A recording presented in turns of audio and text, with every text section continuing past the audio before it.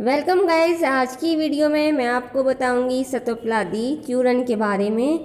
ये यूनानी की क्लासिकल दवाई है। इसे यूनानी की ज़्यादातर कंपनियां बनाती हैं। तो ये जो है वो खांसी में बहुत ज़्यादा फ़ायदेमंद होता है। जैसे सूखी खांसी है या बहुत पुरानी खांसी है तो उसमें ये बहुत ज़्यादा हेल्पफुल है।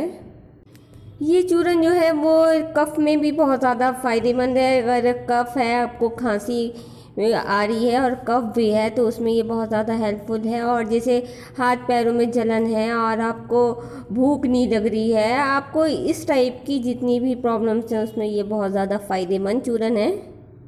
ज़ुकाम की वजह से जो थकावट होती है और आपको वीकनेस होती है उसमें भी ये बहुत फ़ायदेमंद है। और हाथ पैरों में जलन होती है और आपको अगर कफ़ वाली खांसी है या सूखी वाली खांसी भी है तो उस दोनों खांसी में ही ये बहुत ज़्यादा वर्क करता है।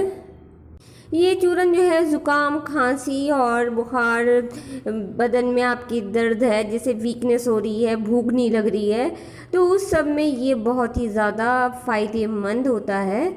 आप इसका इस्तेमाल करेंगे तो आपको बहुत फ़ायदे मिलेंगे। और अगर हम आपको बता दें कि आपने इसको इस्तेमाल कैसे करना है, इसकी डोज कैसे लेना है, तो ये जो चूर्ण है इसको आपने 1 चम्मच चूर्ण लेना है और 2 चम्मच आपने वो टीस्पून जो होता है वो आपने शहद लेना है।